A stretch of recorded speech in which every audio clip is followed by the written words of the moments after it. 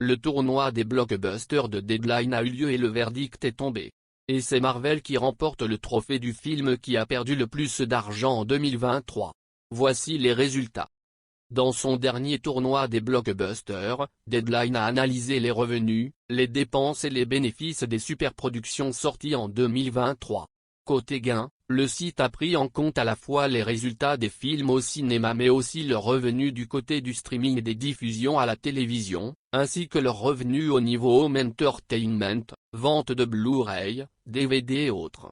Côté dépenses, la publication a pris en compte les coûts de production, la publicité, les revenus résiduels et autres frais de distribution, ainsi que d'autres intérêts et frais généraux. Et si l'on s'en tient au genre super-héros, voici les films qui ont perdu le plus d'argent l'an dernier. The Marvel. On aurait pu penser qu'une suite à un film de super-héros féminin de 1,1 milliard de dollars marquant le retour de Brie Larson aurait fait mieux et pourtant The Marvel est bien le film de super-héros qui a perdu le plus d'argent l'an dernier. Si son prédécesseur, Captain Marvel 2019, avait bénéficié d'être sorti entre Infinity War et Endgame, à l'ère où l'engouement pour les films du genre était à son sommet, The Marvel est sorti dans un contexte plus difficile, notamment à cause de la grève des acteurs qui a également eu un impact majeur sur la promotion du film. Le long métrage a aussi essayé de s'inspirer des intrigues des séries Disney+ telles que Ms. Marvel. Cette stratégie a cependant montré ses lacunes car Ms. Marvel n'a pas été largement adoptée par les fans de Macu, contrairement à des séries comme Loki ou encore WandaVision. Le total de ses revenus de The Marvel s'élève à 218 millions de dollars. Mais contre des dépenses totales de 455 millions. Le résultat est une perte nette de 237 millions de dollars pour Marvel. The Flash.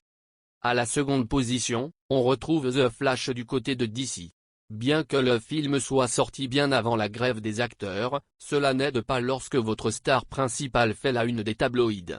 Ezra Miller a ainsi été tenu à l'écart de la promotion du film, et même le retour de Michael Keaton dans la peau de Batman n'a pas suffi à sauver le projet, lui-même ayant fait la promotion du film en dose limitée, hésitant peut-être à faire face à la presse ne souhaitant pas répondre à des questions sur Millet.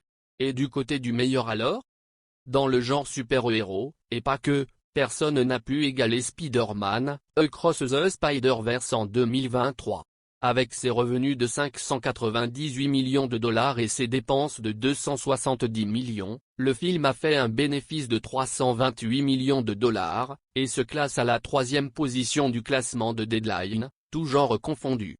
Quant aux Gardiens de la Galaxie 3, 674 millions de revenus, 550 millions de dépenses et le film s'offre un bénéfice de 124 millions. À noter que Deadline n'a pas, encore, inclus dans sa liste Ant-Man et la Guêpe, Quantumania, Aquaman et le Royaume perdu, Shazam, La Rage des Dieux ou encore Blue Beetle. Affaire à suivre donc. Un autre film de super-héros, en quelque sorte, est aussi sorti du lot en 2023 mais il provient ni de Marvel, ni de DC mais de Paramount cette fois. On parle de Ninja Turtles, Teenage Years qui a créé la surprise au box-office l'an dernier, et qui se classe 4e du classement général de Deadline avec un profit total de 204,5 millions de dollars devant Oppenheimer et ses 201,9 millions. La publication n'a pas encore révélé les 2 premières places de son classement des films les plus rentables de 2023, mais l'on sait que ça se joue entre Super Mario Bros, le film, et Barbie. La réponse, très bientôt.